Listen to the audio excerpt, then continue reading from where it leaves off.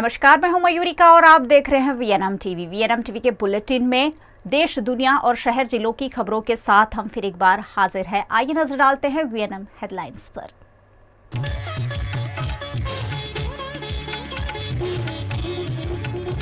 RBI ने बरकरार रखी 6.50% की रेपो रेट, नहीं बढ़ेगी लोन की ईएमआई।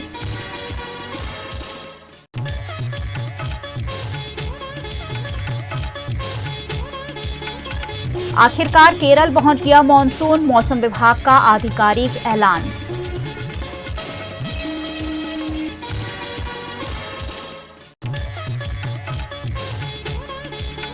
और पाकिस्तान की ओर आगे बढ़ा चक्रवात बिपरजॉय, गुजरात में भारी बारिश की संभावना।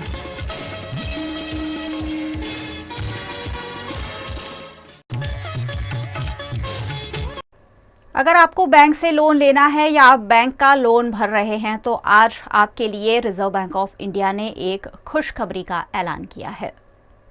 आरबीआई के अनुमान के अनुसार वित्त वर्ष 2023-24 की महंगाई 4% के ऊपर ही रहने की संभावना है। इसके अलावा वित्त वर्ष 2023-24 में रियल जीडीपी ग्रोथ 6.5% रहने का अनुमान है।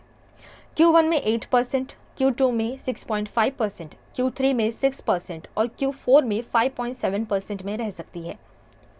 मई 2022 से फरवरी 2023 तक आरबीआई ने 6 बार में दरों में 2.50% की बढ़ोतरी की है। पिछली मीटिंग जो अप्रैल में हुई थी उसमें रेपो रेट को 6.50% पर अपरिवर्तित रखा गया था। उससे पहले फरवरी में दरों को 6.25% से बढ़ाकर 6.50% किया गया था। मॉनेटरी पॉलिसी की मीटिंग हर 2 महीने में होती है। आरबीआई के पास रेपो रेट के रूप में महंगाई से लड़ने का एक शक्तिशाली टूल है। जब महंगाई बहुत ज़्यादा होती है तो आरबीआई रेपो रेट बढ़ाकर इकोनॉमी में मनी फ्लो को कम करने की कोशिश करता है। रेपो रेट ज़्यादा होगा तो बैंकों को आरबीआई से मिलने वाला कर्ज महंगा होगा। बदले में बैंक अपने ग्राहकों के लिए लोन महंगा कर देते हैं। इससे इकोनॉमी में मनी फ्लो कम होता है। मनी फ्लो कम होता है तो डिमांड में कमी आती है और महंगाई घट जाती है। इसी तरह जब इकोनॉमी बुरे दौर से गुजरती है तो रिकवरी के लिए मनी फ्लो बढ़ाने की ज़रूरत पड़ती है। ऐसे में आरबीआई रेपो रेट कम कर देता है। इससे बैंकों को आरबीआई से मिलने वाला कर्ज सस्ता हो जाता है और ग्राहकों को भी सस्ती दर पर लोन मिलता है। देश भर में मॉनसून का बेसब्री से इंतजार किया जा रहा है। इसी बीच आज मौसम विभाग ने ये ऐलान कर दिया है कि मॉनसून केरल पहुंच गया है। मॉनसून आखिरकार एक हफ्ते की देरी से केरल पहुंच गया है। राज्य के 95% इलाके में बारिश हो रही है। कुछ घंटों में मॉनसून कर्नाटक और तमिलनाडु पहुंच जाएगा। मौसम विभाग के सीनियर साइंटिस्ट आर.के. जिनामणि ने बताया है कि हवा की स्पीड और हालात सही रहे तो यह बहुत तेजी से दक्षिण से उत्तर की तरफ बढ़ेगा। अगले हफ्ते तक उत्तर भारत पहुंच जाएगा। आमतौर पर केरल में 1 जून तक मॉनसून आ जाता है। आईएमडी ने पहले 4 जून को मॉनसून के केरल पहुंचने की बात कही थी, लेकिन अरब सागर में उठे बिपरजॉय तूफान ने इसका रास्ता रोक लिया था। बिपरजॉय अब पाकिस्तान की ओर बढ़ गया है, जिससे केरल पहुंचने के लिए मॉनसून का रास्ता साफ हो गया। Monsoon has onset over Kerala today, the 8th June 2023. Further advance likely into more parts of Arabian Sea, South Peninsular India, Bay of Bengal and Northeast India during next 48 hours. Heat wave conditions likely to continue over Bihar, Jharkhand, West Bengal, Odisha, Uttar Pradesh, Andhra Pradesh and Telangana during next 2 to 4 days.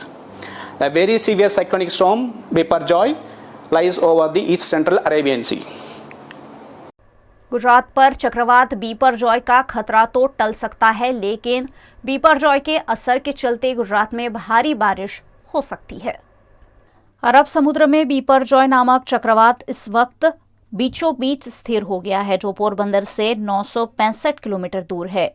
इस वक्त बवंडर की गति धीमी होने की वजह से ये किस तरफ है और किस तरफ जा सकता है उसका अनुमान लगाना मुश्किल है। गांधीनगर मौसम विभाग के अनुसार इसकी आगे की जानकारी दोपहर के बाद ही मिल सकती है कि चक्रवात बिपरजॉय किस दिशा में आगे बढ़ रहा है। अगर मुंबई गुजरात के समुद्र किनारे की तरफ ये आगे बढ़ता दिखे तो गुजरात के लिए आने वाले 2 दिन मुश्किल हो सकते हैं। वहीं अगर पाकिस्तान की तरफ चक्रवात रुख मोड़ ले तो गुजरात के ऊपर से खतरा टल जाएगा, लेकिन 10 और 11 जून को बारिश होने की संभावनाएं तो जरूर है। साथ ही समुद्र के आसपास भारी हवाओं का अनुमान भी लगाया गया है। अरब सागर से अब बिपरजॉय पाकिस्तान की ओर आगे बढ़ रहा है। साथ ही समुद्र में जिस जगह ये बवंडर था उस दिशा में मॉनसून रुक गया था, जिससे अब मानसून के रास्ते खुल गए हैं।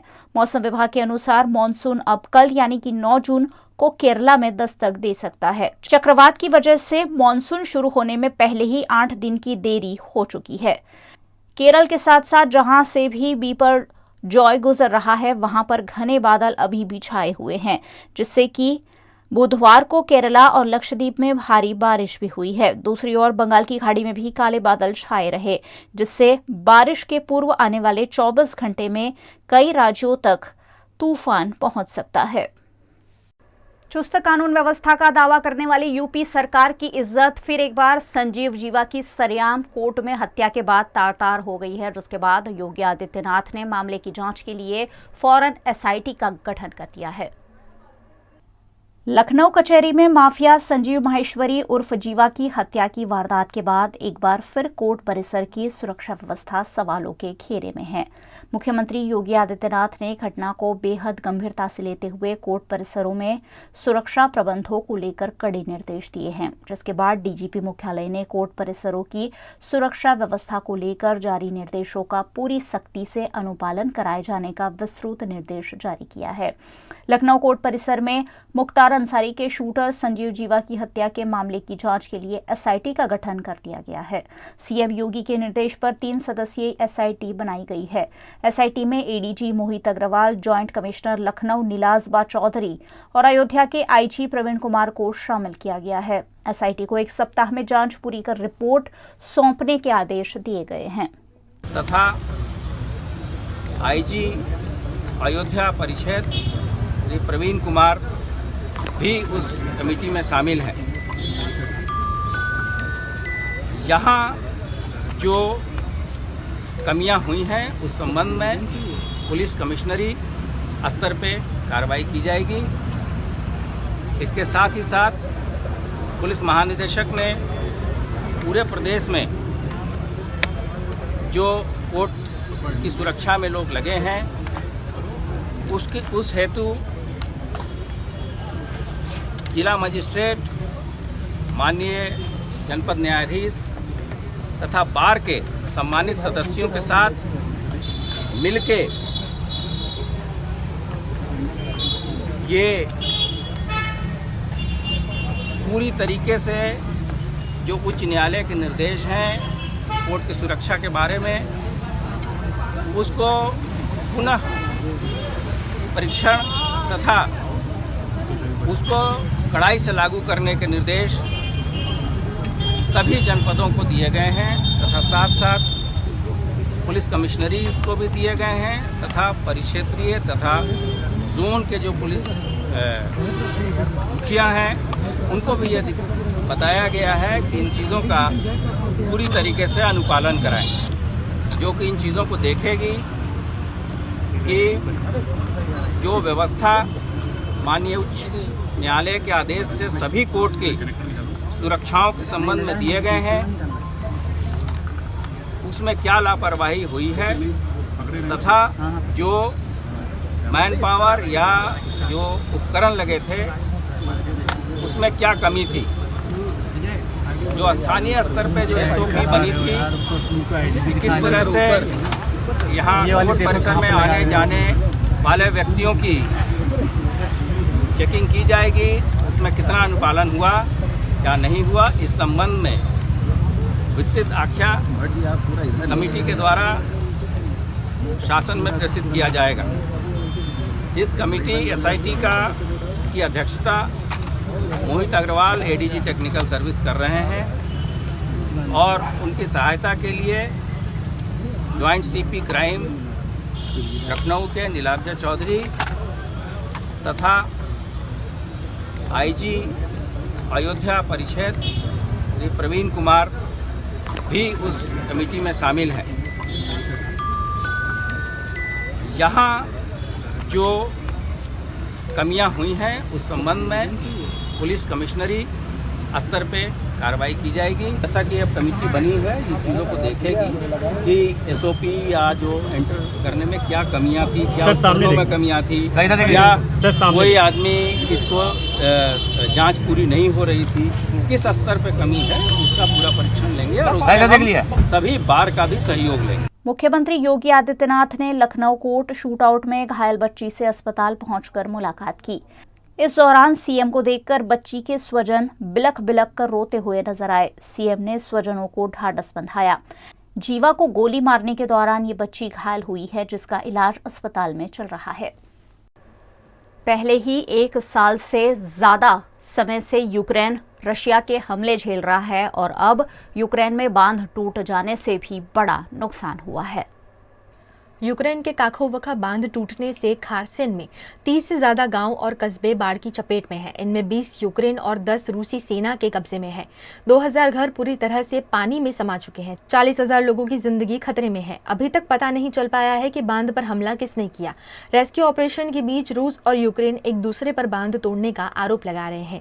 वहीं बांध पर हमला उस समय हुआ है जब यूक्रेन खरसोन और डोनेत्स्क में रूसी सेना पर बड़े हमले की ओर बढ़ रहा था। बीबीसी की रिपोर्ट के मुताबिक रूस पर हमले के लिए बिछाई गई लैंड माइन अब बचाव कार्यों में रुकावट बन रही है। इलाके में पानी भर जाने के कारण उन्हें लोकेट करना मुश्किल हो रहा है। रेड क्रॉस के एक अधिकारी के मुताबिक लैंड माइन की वजह से न सिर्फ खरसेन के लोगों को खतरा है, बल्कि ये उन लोगों के लिए भी बड़ी चुनौती है जो उन्हें बचाने के लिए आ रहे हैं। दुश्मन के लिए बिछाई गई लैंड माइन ज्यादा पानी आने की वजह से तैरने लगी है। अगर ये किसी चीज से टकराती है तो फट जाएगी। अधिकारी ने कहा कि इलाके में पानी आने से पहले हमें पता था कि ये कहाँ है, पर अब हमें कुछ जानकारी नहीं है। इस बीच यूक्रेन ने रूस पर आरोप लगाया है कि वो बाढ़ में फंसे लोगों को बचाने वाली रेस्क्यू टीम पर हमला कर रहा है। जेलेंस्की ने कल शाम दिए अपने भाषण में कहा कि रूस ने लोगों को बाढ़ में फंसा हुआ छोड़ दिया। यूक्रेन ने अब तक 2000 लोगों को बचाया है। द वॉशिंगटन पोस्ट को बाढ़ में फंसे एक यूक्रेनी ने बताया कि पूरी गली के लोग छतों पर बैठे हैं और मदद के इंतजार में हैं। लोगों के पास खाने का सामान नहीं है, पीने के लिए पानी नहीं है। वियना बुलेटिन में वक्त है एक छोटे से ब्रेक का। बने रहिए हमारे साथ। ब्रेक के उस पार भी खबरों का सिलसिला लगातार जारी रहेगा। देखते रहिए वियना। विश्व पर्यावरण दिवस के मौके पर इंडियन ऑयल गुजरात रिफाइनरी ने लिया है एक खास संकल्प। राष्ट्रीय ऊर्जा की जरूरतों को पूरा करने और जिम्मेदार नागरिक बनने की ओर उम्दा पहल। 2046 तक इंडियन ऑयल हो जाएगा नेट जीरो। 2046 तक शुद्ध शून्य कार्बन उत्सर्जन का लक्ष्य। हरित भविष्य की ओर IOCL की नई शुरुआत।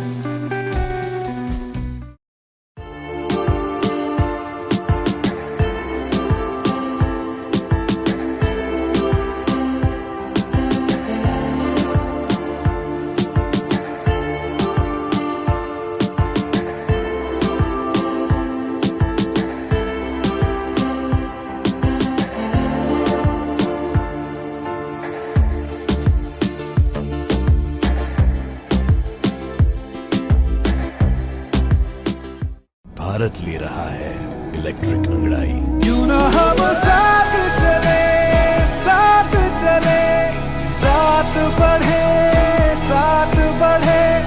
देश मेरे, देश मेरे। देश को ले जाए नई दिशा की ओर। आपका जॉय, भारत का जॉय। વડોદરાના ઘણા વિસ્તારો જેમ કે અકોટા, માંજલપુર, અલકાપુરી, મકરપુરા વગેરે વગેરે વિસ્તારોના લોકો ચિંતામાં છે। આ ચિંતાનું કારણ છે વડોદરાના લોકોમાં વધતી ઈર્ષા। જી હા, અને આ ઈર્ષાનો સ્ત્રોત છે તરસાલી એરિયામાં આવેલ રેઝિડેન્શિયલ પ્રોજેક્ટ દર્શનમ પ્લેસ।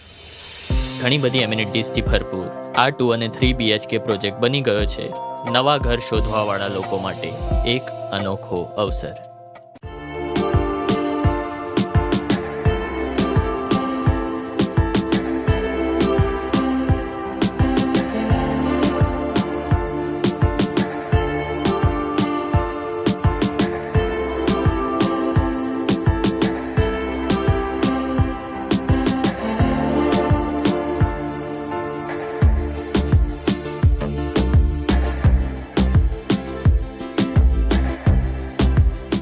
भारत ले रहा है इलेक्ट्रिक अंगड़ाई। क्यों ना हम साथ चले, साथ चले, साथ बढ़े, साथ बढ़े।